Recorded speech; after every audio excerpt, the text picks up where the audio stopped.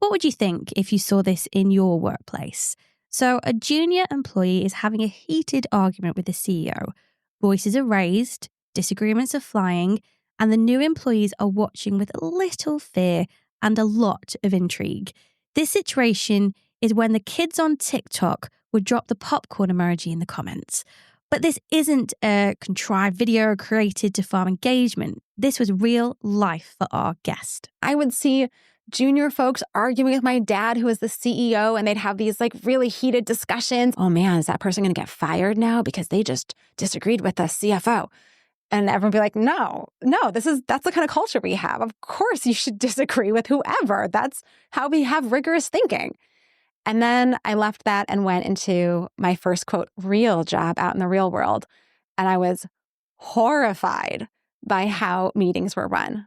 And I was like, what is happening here? This cannot be real. Like, there's no goal. We're showing up unprepared. Conversations are wandering. People aren't speaking up. Like, is this really what meetings are like in other places? That was Mamie Kanfer Stewart. And she was talking about her family business, where difficult meetings were sometimes the best part of everyone's day. But the moment Mamie left that environment and entered the real world of corporate meetings, she was horrified. So she became obsessed with one question. What if meetings aren't the problem? What if we've just been doing them catastrophically wrong? Today, Mamie's going to show us how to turn your most dreaded meetings into your most productive ones. And it starts with understanding that not all difficult meetings are created equal.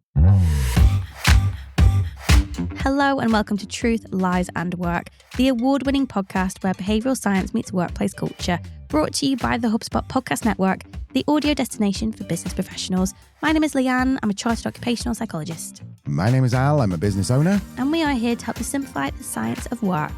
Our guest today is Mamie Kanfer Stewart, host of the Modern Manager podcast and author of Momentum. And yes, she genuinely believes meetings can be enjoyable. Now, before you roll your eyes, Mamie isn't talking about this forced fun or mandatory team-building rubbish. She's talking about the kind of meetings where real decisions get made, where people feel like can actually speak up, and where you walk out thinking, that was actually worth my time. But here's what makes Mamie's approach so practical. She recognises that not all meetings are created equal. A feedback conversation with an underperforming team member requires completely different preparation than a high-stakes decision-making meeting with 7 opinionated stakeholders. And that difficult meeting that you know you've been dreading all week, the one where you're convinced everyone's going to hate your proposal, well, Mamie's got a technique that once turned an expected hour-long battle into a 15-minute consensus. We're going to get to that later. So after this quick break, we'll join Leanne and Mamie and start with the fundamentals. How do you actually prepare for a difficult meeting? What different kinds of meetings are there? And how do you give difficult feedback to your boss? See you in a second. My name is Mamie Kanfer Stewart. I have a podcast called The Modern Manager, and I work with managers helping them get out from being overwhelmed by the job of leading people and build a strong, healthy culture where everyone gets to be their best self and do their best work. I also wrote a book called Momentum, Creating Effective, Engaging, and Enjoyable Meetings, and meetings are my jam. So I help a lot of people make their meetings a productive use of time. How do you prepare for what people might see as a difficult meeting? When you have a difficult meeting, you should do all the normal things you should do to prepare for a meeting, but there's some additional things that you should do. So first, I think it's helpful to understand the different kinds of difficult meetings, because some people might be thinking in their head right now, oh, a difficult meeting is I have to give somebody feedback and I'm worried about how they're going to take it, which is very different than we're going into a meeting to make a tough decision. And I know we're going to have to really grapple with some trade-offs, and that's going to be hard for folks, which is different from we had to repair some harm. Something happened in our workplace culture, something between some people, and there was some unfortunate outcomes from that. And we got to bring these two people together, or I need to meet with somebody and really do some repair work on a relationship. And even that is different from, I have some bad news to share. This budget got cut. And so the project is going to have to shift, or we're having to do a layoff. And so people are going to have to hear this bad news. So all of those different kinds of meetings require similar but slightly different preparation because of what it is that makes them difficult. It all starts, though, with really understanding, why do you think this is going to be hard? And really unpacking your assumptions and getting clear for yourself. Are you worried about their reaction? Are you worried about emotions flying in the meeting and somebody getting really heated in a discussion and you're not sure how to manage that in the team and you don't want to look like you don't know how to facilitate. What's going on for you that makes this feel like it's going to be hard? And just get clear on that and start to explore, why would this be true? What do I know about the people or the person who I'm talking with? Is this a reasonable assumption? And if it's not, because you start to step back and look at some fact patterns, then you can kind of let some of that anxiety go. And if it is, can you be okay with that? Can you be okay with you're going to have to make trade-offs and people are not going to be happy, but you can move on. People will live with that. Everyone will get past it.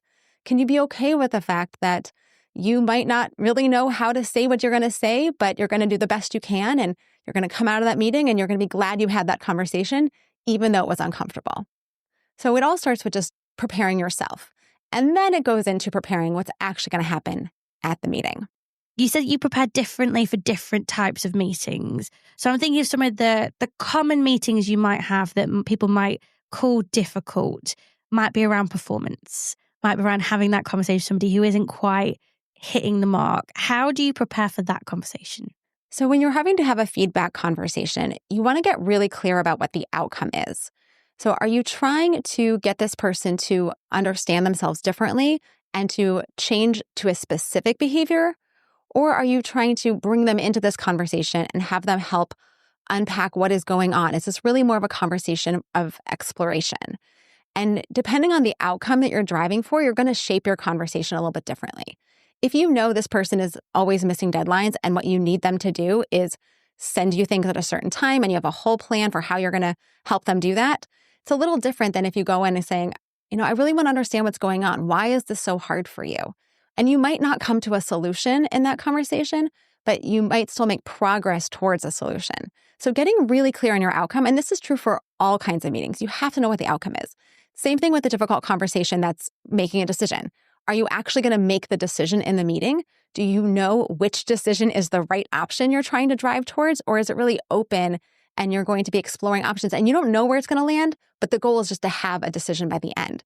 Again, those are slightly different outcomes, and so you're going to prepare differently for those. Is it better to go into that meeting one way or the other, or does it depend on the type of feedback you're giving? Like, should you go into it with a more collaborative approach? Is that more effective, or is it entirely based on context? It's a little based on context, but it's also based on, is this a first-time moment, or is this a pattern of behavior?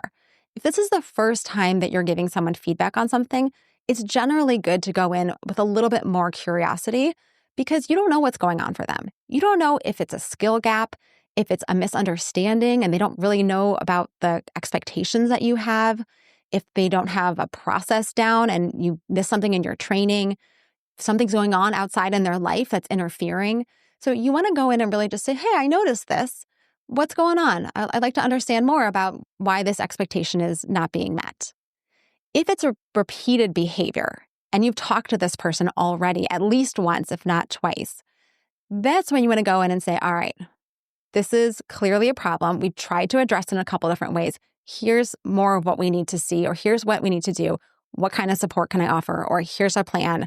Help me make this plan. This one I'm laying out for you. Let's work on it together so you can still be collaborative, but you're being a little bit more direct because this is becoming a larger problem than the first time. If you go in with a solution and it's the first time you're raising something, your solution is probably not going to be the right one because you're probably trying to solve for the wrong problem. So if someone's always late to meetings and you go in and you say, you need to set a calendar reminder for 2 minutes before the meeting to get your tush into that seat, that might not be the problem. It might not be that they're distracted and they need more calendar alerts. It might be that they're in back-to-back meetings all day long and they need to go use the restroom. They need to fill up their coffee. They need to stretch their legs. So a calendar alert is not going to help that. So being curious is a great place to start. I love that. Being curious. I think it's such an important trait in a manager. One of the things I hear from listeners who get in touch, what they worry about is if there is something happening in the person's life, there is something going on that isn't necessarily work related, and the anxiety people feel about that in terms of how to handle it, whether it be a mental health issue or a caring responsibility, something that's completely out the scope of a manager role at work. How do they either prepare for that, or both? How do they prepare for that, and then how do they handle it in that moment in a way that's appropriate and doesn't overstep the role of a manager? So first, again, starting with curiosity, right? We don't want to make assumptions about what someone's happening in their life or what they're going through. What we want to do is observe and share those behaviors. I've noticed that you're missing deadlines more than usual. I saw in that meeting you were really distracted. I could see that you were kind of checking your screen off the side of the camera, or you had your video off in the last 3 meetings, and that's abnormal. What's going on? So we want to do the same thing of starting with the facts and the observations of what we know and not making assumptions about the cause of those things. Then in the meeting, if somebody says, yeah, I got my kids at home all week and so I've been off camera, great. Find out, is this a temporary thing? Maybe it's not even something you have to deal with because, it's 2 more days of the kids being off on vacation and then they're going to go back to normal. And so you can either say, okay, fine, we'll let it go for 2 days, or help them problem solve. Is there something they can do with their kids during important meetings so that they can be uninterrupted and on camera? If it's something that's personal that they don't want to share, that's also okay. They don't have any obligation to tell you what's going on. They can just say, I'm having a really hard time at home. And you can say, great, is there something we can do here to support you? Is this a temporary thing? Is there something we can do to alleviate some things on your plate? Is there something I can do differently as your manager to help make things a little easier for you right now while you're going through this moment? And can we just stay in touch so that you can let me know if things are improving or if things are getting worse and how we can support you? And that can be enough. Now, if they start spilling their guts and you're like, wait a second here, I do not need to hear about your divorce. I do not need to hear about your sick mother. This is like overwhelming and way outside the scope. That's also okay. Some people do that. Some people will start crying. I actually had that happen where I had a team member start crying to me about something going on in her personal life. And I felt very unprepared. And I said, of course, first, just be human. I'm so sorry you're dealing with that. That sounds horrible. Like, my heart is going out to you right now, right? Show some empathy because they're sharing something very vulnerable with you. And then you don't have to solve all their problems. You can help point them in the right direction. Right? Have you talked to someone in HR about this? I think there are some resources available. Do you need some help finding the right person to support you through this? Like, I'm not sure that I'm the right person, but I'd be happy to help you find the right person. Guide them towards something that is a solution that's actually going to help them rather than feeling like you have to carry it all on your own. Is it the same process when we're giving feedback to somebody who's more senior than us? It's all very similar, meaning you always want to start with those facts, right? What is your outcome? And then what are the observations or the facts that you have to support that? The key, though, is to frame out and think about how is this going to land best for the other person?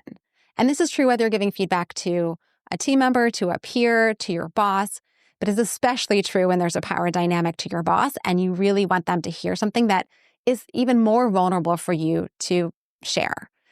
So write it out. Write out your specific goal. I want my boss to stop doing X. I want my boss to start doing X.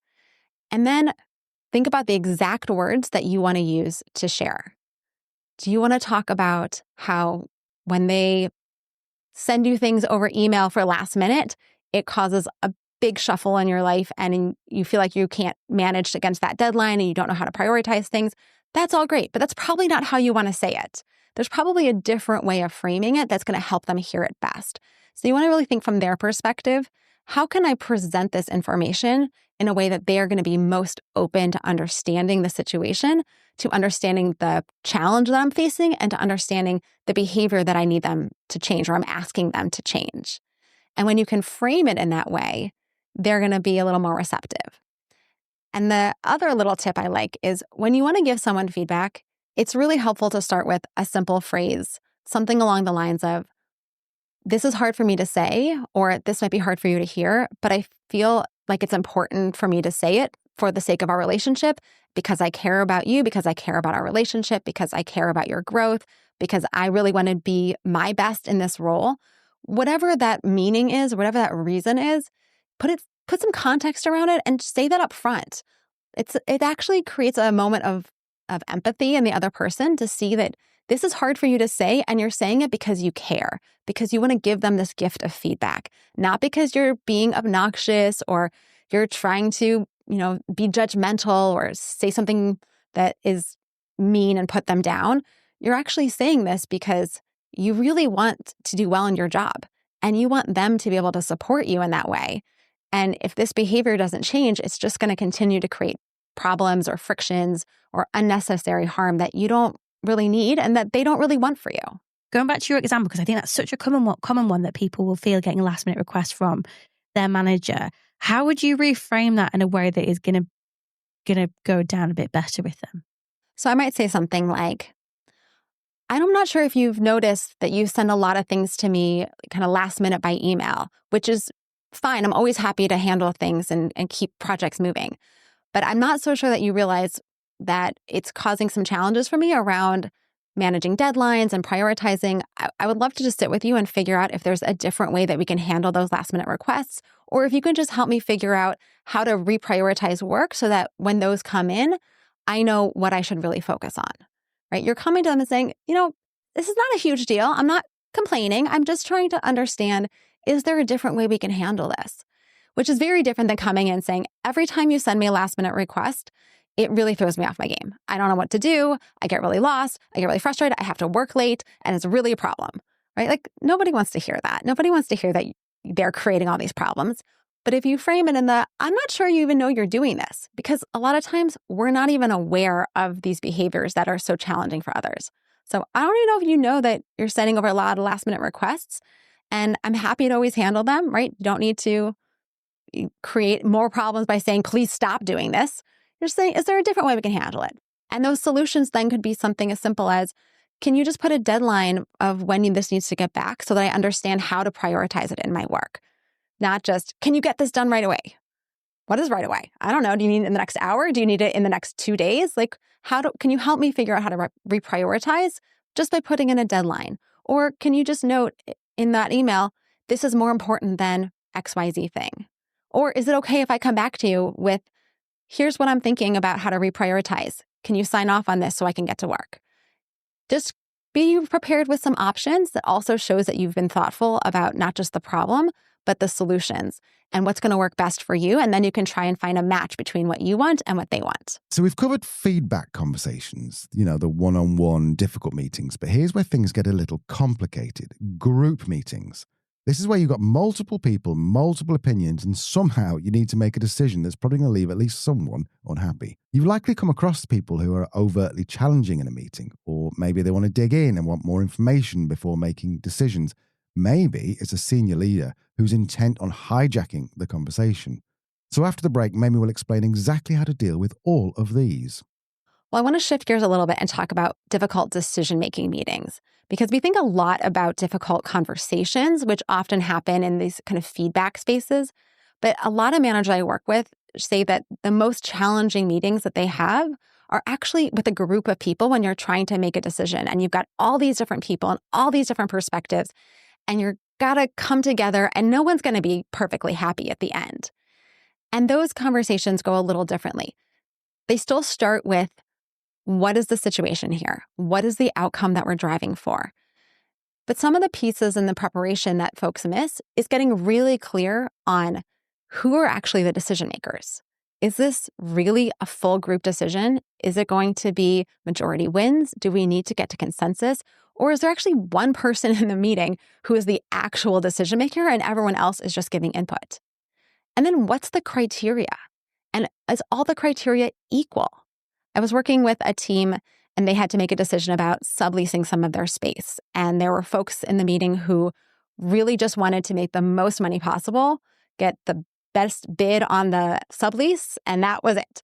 And there were other people who felt like these people are going to be in our office all the time. We want to have a community. We want to be working alongside people who we like. And so even if they're not going to pay us the most money, if they're nice folks, we'd rather have them around every day than some other folks who are just kind of here in the space with us.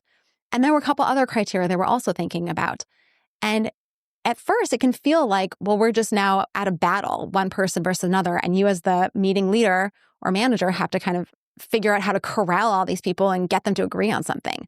But when you step back, and what we did was say, all right, let's just lay out what are all the criteria here? And then let's rank them. What's actually most important?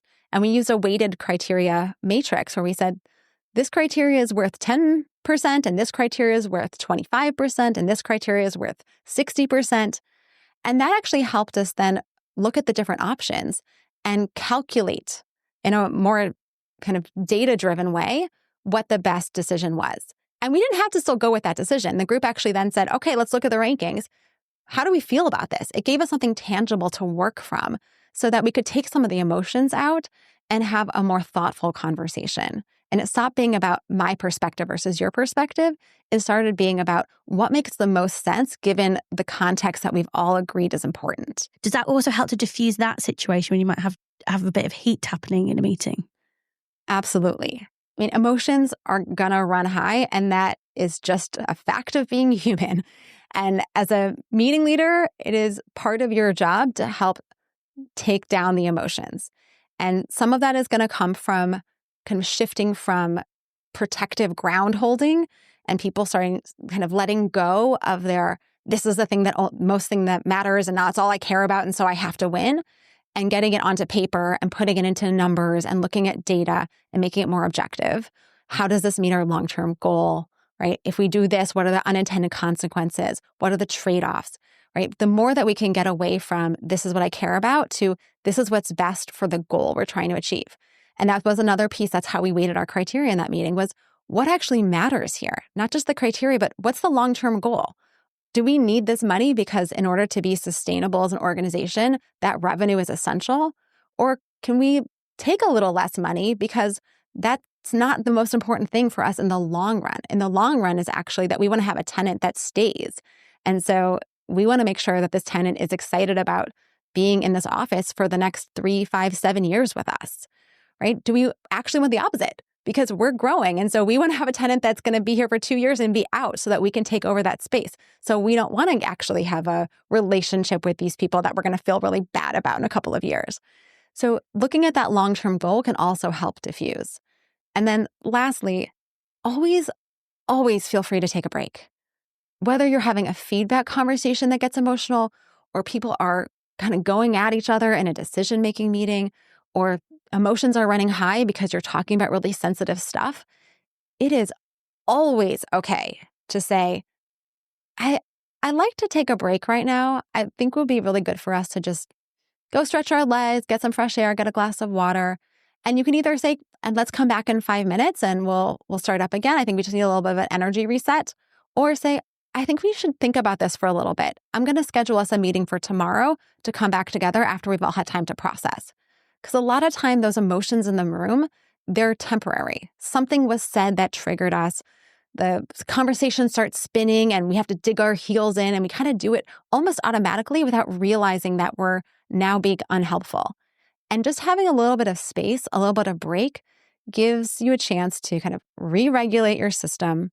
If it's a short break, again, walking around, taking some breaths, get a glass of water, that can help re-regulate. And if it's a longer break, then we actually get some distance. And a lot of times after people sleep, they wake up the next day and they have a totally different perspective or they're completely calm and like sometimes even feel bad about the way they showed up in that last meeting. And they're ready to come in with a much more thoughtful, kind of more collaborative approach. If you're that person as the meeting leader who is the expert or the kind of department leader of that field, but your boss is there and starting to hog the meeting a bit or starting to hog the opinions and not maybe honoring this criteria that we set out and how we said it would work, how do you approach that in the meeting, or is it better to approach that after the meeting? Well, this goes back to some preparation that you can do. So there's things that you can do before, during, and after the meeting to help manage some of those behaviors. So if you know that someone is likely to be a challenging participant, talk to them beforehand. Lay out the situation, give them a chance to share their thoughts, understand where they're coming from, because that will help you then better prepare for how they're going to act in the meeting so that you can better guide them. You can also just say to them in the meeting ahead of time, I really want to hear from a lot of folks. Your opinion is going to weigh really heavy because of the position that you have in this company. And I don't want that to overshadow some of the other perspectives. So I'd really love it if you could wait until other people have shared to then share what you're thinking, because I know it's going to land so importantly. And I want to make sure we hear it, but I also want to make sure that we hear from other folks. So you can give them some guidance in a way that kind of still shows the honor that they deserve as being the senior person, but it's also asking them to help you out as the meeting leader. And then during the meeting, if you've planned well, you can incorporate other activities. I always say talking in a meeting is just one of the many, many things we can do. And it's often actually not the best thing that we can do. So if you want to get different perspectives, have people write things down on a virtual sticky board and put all of their perspectives. Why is this why is this decision risky? Instead of going around the room and having people say them out loud, which first of all, people often don't want to disagree. And so they might not tell you out loud because they don't want to be the person who sinks the decision. But if you give an anonymous whiteboard, put it online, have people type in their answers, you'll surface a lot of risks. And then you don't have to worry so much about one person hogging the mic because everyone is having equal time to share. And then after the meeting, you can always go back and talk to folks, right? If the decision wasn't made because somebody's really holding out and you feel like, wow, we're really heading in the wrong direction here, and this one person is not willing to relinquish control, but we need everybody to buy in, it's okay to say at the end of the meeting, I think we're not quite ready to make a decision. What other information or what other people need to be involved so that we can feel confident in making this decision? Figure out what that next step is. And then after the meeting, go gather that information or go talk to those people. And also talk to the person who was holding out to really understand, why were you so against this? Like, what's really going on? Because when someone digs their heels in that strongly and you need them to buy in, there's usually more than what they're willing to say in the meeting that you need to understand. And so you can take that time after to go and have that one-on-one conversation. The other thing that you want to think about is how much of this conversation is about people's need for certainty and more information and more data, and how much of it is truly about getting to a better decision. And I remember working with one team where there was someone who just always wanted to know more. It was always, I need more detail on this. I want to know more. I need more information. I need more understanding of our strategy. I need more. And it was really unhelpful. I mean, it started out helpful because they're surfacing some things of saying, oh yeah, there's maybe some gaps in our thinking that we want to fill in. But at some point, it starts becoming unhelpful because more data is not always better for a decision. Sometimes you need to move forward and learn from the decision being made. So there's also the opportunity to say, I want to make sure that we're able to move forward today because we need to get this work off the ground. So let's just play out. What if the data came back and said X? Is that going to change how we feel? What if it said Y? Would that change how it feel? If we need this data, how hard is it to get it? How quickly can we get it? What's the cost of getting it? And is that cost worth the outcome that we're driving towards? And that's one way that you can help somebody who's maybe asking for a little too much to take a step back and say, all right, I see. It's going to take us 3 weeks to be able to pull all that information together in a way that's going to be relevant. And we don't have 3 weeks before we need to launch this decision. So, all right, I'm willing to go with a group here who says we believe enough that this data would come back true. So let's try it. Or let's just skinny down our decision. Let's take this other part off the table and see if we can move forward with this piece of it while we test out or get some more information about this other piece. So you don't want to get lost in the weeds. You want to still be able to move forward. And again, pulling up into the bigger context can help you do that. So Mamie's given us all these strategies for managing difficult meetings, the preparation, the frameworks, the techniques for dealing with challenging participants. But here's what I love. She's also honest about the fact that sometimes your assumptions about how a difficult meeting will be are completely wrong. Which brings us to one of my favourite stories from this interview. Mamie had co-planned this big decision-making meeting with 7 or 8 people, and she and her colleague were convinced they'd have to do a lot of convincing. They thought it was going to be brutal. Mamie prepared for battle. And what actually happened? Well, you're about to find out. Oh, and by the way, the technique they use is something you can implement in your next difficult meeting. So here's Mamie on what she calls the 0 to 5 strategy. Have you ever had a meeting that was going to be, you thought it was going to be really difficult, bad news type meeting, how you approached it, how it all worked out? Did it go a bit differently than you expected? Is there an example you can talk us through? Sure. I'm actually going to tell you an example that I think does a little bit of the opposite, which is we thought it was going to be a really hard meeting. I was co-planning with another team member, and we had a big decision to make. And it was with a big group of folks, I think 7 or 8 people, plus me and my partner. And we were definitely concerned that we were going to have to do a lot of convincing to get people to agree with this plan. So we decided the approach that we would take was to lay out the decision and our explanation as to why we felt like this was the right choice, and then have people vote from a 0 to a 5. Very start of the meeting, before any conversation. We said, if you are a 0, that means there is 100% no. You are definitely not okay with this decision. If you're a 1 or a 2, you're saying, I don't like this. I have some serious concerns. If you're a 3, you're like, I'm neutral. I could go with this if this is what the group wants. I don't feel strongly either way, but it's not maybe my preference, but I'm not going to stop it. If you're a 4, you really like it, but there are a couple questions you'd like to add, but you're on board. And a 5 is, I wholeheartedly agree. Let's just do it. And we started the meeting by asking everyone to put up their hand or put into the Zoom chat the number. And if you want to do it anonymously, you can do it anonymously as well using a poll. And we were shocked. We got all 4s and 5s, which was not what we expected.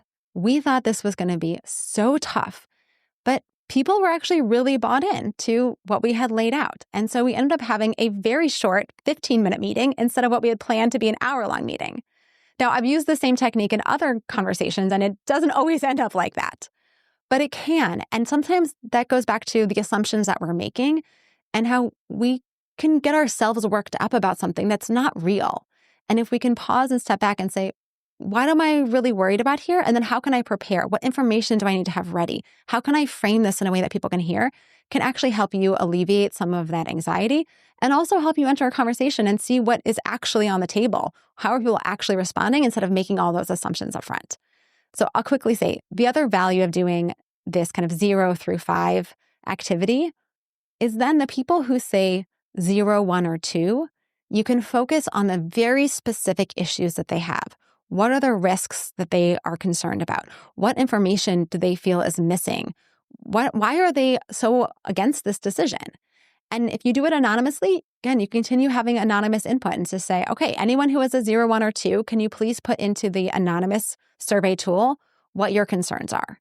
If you do it as a group where people's names are associated, you can say, hey, Mamie, we saw that you're a 1. We'd really like to understand what your concerns are and give me the floor to lay those out. You can also even open up and say, I don't know who the 1s and the 2s were, but I'm curious, why might someone had say that they were a 1, right? Give the floor open to anyone. And then it doesn't have to be a 1 who responds. It could be anyone who says, well, here was a potential watch out, or I guess this could be concerning to some folks, and use it as a way to get some of that thinking in the room. But then you can really focus in on the points of concern rather than trying to sell a whole decision or unpack all of it when there's actually a lot of agreement happening in the room already. But that's not a bad thing, right? It might be that this decision really isn't the right decision. It's not the right option. And so you don't want to shut that down just because you've done all this work to prepare for this to be the thing, because you want to come in open to saying, we think this is the right thing, but we're having this conversation because we want to make sure. And so if it's turning out to not be the right decision, that's also okay. Let's just be really clear about why. So when risks or concerns or alternatives are being offered up and it starts to spin in that way, use your criteria as a starting point. How does this relate to our bigger goal? How does this fit with our criteria? Let's make sure that we're grounding this not just in opinion, but in the facts or the bigger context. I've been in meetings and there's somebody who is just very negative or very passive aggressive. And no matter how the person leading it has tried to reset it, this person just digs in. What do you do in that situation, particularly as a manager that's new to that team? Is there any advice you'd give for dealing with somebody who is very negative? Yeah, I had a similar situation. I took over a team that was pre-existing when the last manager left. And it always starts with you coming in with curiosity and wanting to know these people and getting an opportunity to build a relationship with each one of them, because they all carry baggage just like you carry baggage. And so you want to come in and you want to give yourself time to understand, who are these people? How do they work? What was working well before that I want to keep and build on? And what wasn't working well? And if you ask those questions, what do you love about working on this team? What do you find hard about working on this team? What did your old manager do that you hope I don't do? Now, what are things that you hope I'll do that could be different or new? Or what opportunities do you see?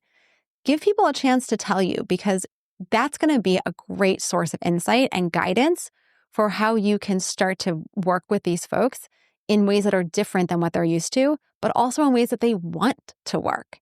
If you come in and you have your whole plan set, this is how I love to work, this is what we're going to do, you have no relationship of trust to go from. And they're going to sit there and go, oh my gosh, really? Another person who's going to tell us how to do this? That's not what they want. They want you to be their partner. So if you're in a meeting and it's not going well and someone keeps digging their heels in all the time, take some time to just talk to that person. What's going on for them? Again, so much is happening in the background, whether it's previous experiences, whether it's stuff happening out in their life, whether it's they just came from another meeting and they were really angry about that and just carried that emotion into this next meeting. There's usually more to the picture. So the more that we can just talk to our team members and help them see how their behaviors are helping or hurting our team, we have something to go from then. Would you recommend that this new manager speaks to individuals before the meeting, or is it better to start that conversation as a group? Well, it depends on which meeting we're talking about. So I like in the very beginning, starting with a new team, of taking some time both collectively and individually with each person. So when it comes to the collective, one of my favorite activities to do is to have them tell me the story of their team. Who got here first? How did you form? What are the things that, like the big celebratory moments that you've had, the big successes you've had along the way of your team's journey? Really just give them a chance to tell you how they came to be who they are as a collective. And again, that could be an opportunity for them to share what they love about working with each other, what's worked really well that they hope you're going to keep, what they would like to change. Use that time for them to bond with each other as they're getting to know you and you're getting to know them. Then I like to do some one-on-one things where you're just talking with each person. Who are you? What do you care about? How do you like to work? What are your pet peeves? What are your aspirations in your career? What do you want to learn? How do you want to grow? Use this as a great opportunity to just let them tell you who they are instead of you trying to figure it out all on your own. And then the last piece of this is you should share who you are with all of them as well. So you can do this collectively. I think it's a nice way to do it, is to say, here's who I am. Here's how I came here. Here's what excites me. And if you're a new manager, like brand new, and you've never managed a team before, it's okay to tell them that too. This is my first team. I'm so excited to be working with all of you. And I know I have a lot to learn. Here are 3 things I've started doing to help me get up that learning curve faster. I have a mentor. I'm reading some books. I listen to the Modern Manager podcast or Truth, Work, and Lies. I do all these things because I want to show up as the best manager possible. And I really hope you're going to give me feedback along the way and help me show up in a way that works best for you all. So use that as a chance for them to get to know you and what your growth goals are. And the more vulnerable you are, the more you tell them, this is what I like, this is what I don't like. If you see me doing this thing, please don't take it the wrong way. Just come and tell me. That's going to set you up for a foundation of trust that the past manager maybe didn't have. I want to take it back to these kind of bad news, hard decisions types of conversations, particularly if you've got some news that is going to devastate the team. Layoffs is a good example of that, but there are many others. How do you prepare for that scenario where you know it's going to be an emotive meeting? So I like to always have my talking points prepared. I want to know what it is that I'm going to say, and I want to have the specific words laid out for me. So in the case of layoffs, a lot of times your company is going to give you talking points. But if you're sharing other news like a project budget got cut or something's going on with a client and they're really unhappy and you now need the team to really rally and figure out what's going on, which means people are going to have to work late and redo work and you just know it's not going to be exciting for them. Figure out what you want to say. Write it down. Practice the different framings of how you want to convey this in the way that you think is going to land best for the people in the room and what they care about. And also think through different scenarios. How might people respond? If someone starts crying, what do you want to do? How do you want to react to that? If someone gets really angry, how do you want to react to that? If someone throws their hands up and is just fine, whatever, this is what always happens, how do you want to react to that? Who do you want to be? How do you want to show up in those moments? And the more that you can kind of rehearse in your brain, because there's actually this really cool thing that happens in our brain where, and I'm telling you as the psychologist here, so you know better than I do, but when we rehearse in our brain, it's giving our body almost like the muscle memory of having lived through that. So the more that you can practice different scenarios and just think through, what are the words I want to say? How do I want to show up? How am I going to stay calm? The better prepared you'll be. And then the last thing I'll say, and this is true for all difficult conversations, I really like knowing my personal signals for my emotions, meaning what is happening for me and my body that tells me I'm nervous, I'm angry, I'm frustrated, I'm scared, I'm sad, I'm worried, whatever those things are. For me, when I get nervous, I get really cold, like super, super cold, or my hands are so freezing. And even sometimes I shiver, which is not how a lot of people show up when they're nervous. They get warm and heated and kind of crunched. That doesn't happen for me. But when I feel my hands and I notice, oh my gosh, my hands are really cold, I go, oh, I'm really nervous right now. And that gives me an opportunity to say, why am I being so nervous? What's going on? I also notice that my heart will start to race. If I'm going to say something I think is going to land not well with someone, I know for me, it's my heart races. I don't get pink cheeks. I don't get clammy, but my heart races. So if you know your signals, then in the conversation, you can catch yourself better and understand where your emotions might be starting to interfere with how you want to show up. And it gives you a chance to just take a breath, name the emotion for yourself, and say, okay, I can still do this. And I'm going to show up thoughtfully and not let the emotions take over. Before a difficult meeting, take 10 minutes, block your calendar for the 10 minutes beforehand and the 10 minutes afterwards so that you have space to prepare and process. Especially if you are a busy manager and you have lots of different meetings or lots of different to-dos and you are used to running back to back, you don't want to walk into any difficult meeting feeling rushed. You want to feel calm and centered and prepared. You want to be able to review your notes that you took about your goal, your talking points, how you want to frame something. You want to recenter into how I want to show up. Do I want to be courageous? Do I want to be clear and articulate? Do I want to be kind and curious? Think through all of that before your meeting. Use those 10 minutes to get yourself ready so you can show up as your best self to facilitate that conversation. And then same thing afterwards. You're probably going to be flooded with all kinds of sensory information and emotions, and you want that time after to process before you have to jump into your next thing. You don't want to be feeling rushed to get out of that meeting and jump into another conversation or start working on a client proposal or whatever it might be. So give yourself the gift of blocking that time afterwards so you can go take a walk.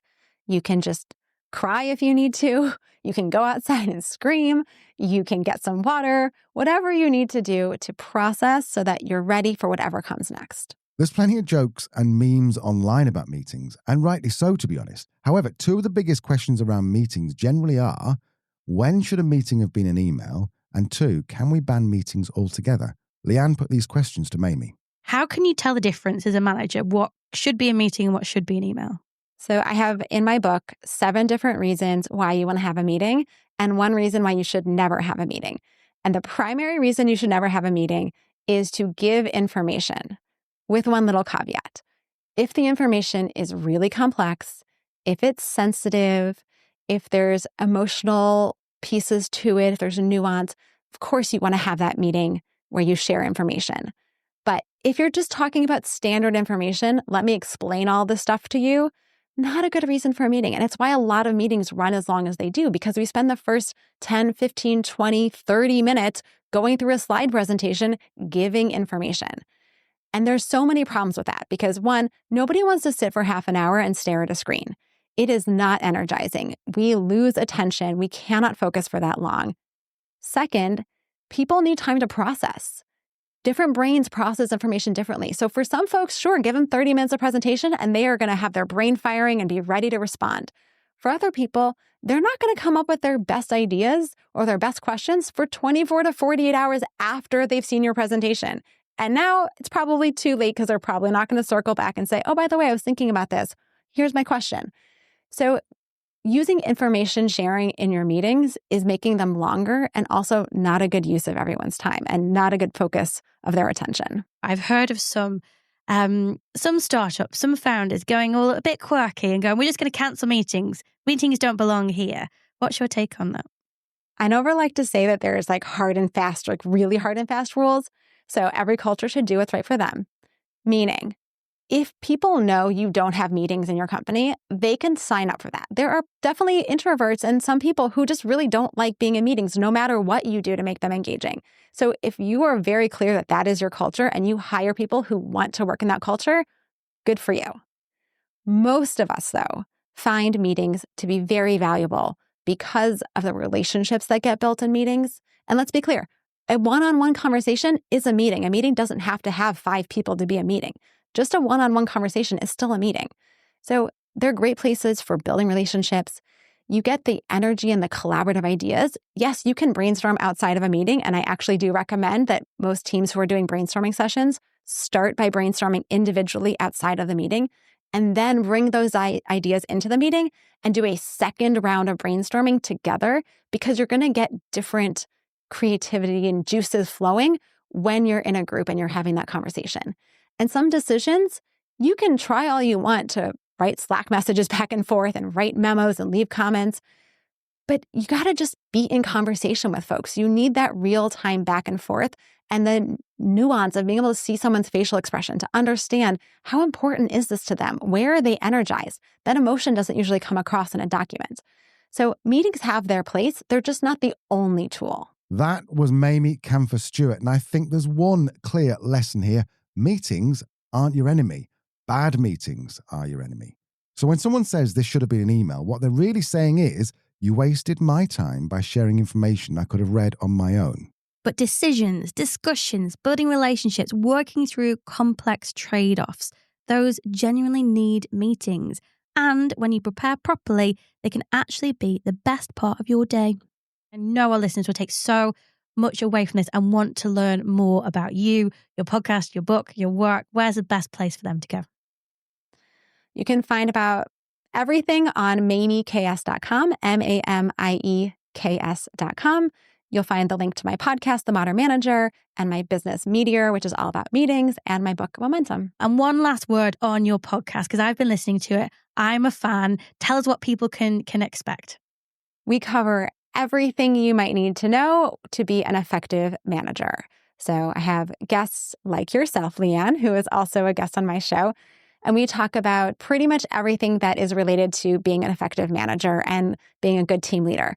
Everything from productivity and time management to difficult conversations and meetings to decision-making and strategic thinking really covers the bandwidth of really practical things for how you can show up and be a good team leader. And I'm so excited because you, Leanne, were also a guest on my show. So people can know how fabulous it is because, of course, you always go on great shows and share great wisdom yourself. You can find Mamie at MamieKS.com. That's MAMIEKS.com. And you should go and find her. You're going to find out more about her podcast, The Modern Manager, her book, Momentum, and her business, Meeteor, which is about making meetings better. Oh, and you're going to hear Leanne on the Modern Manager podcast in the next few weeks. Yes, you will. This is Truth, Lies, and Work. We will see you next week.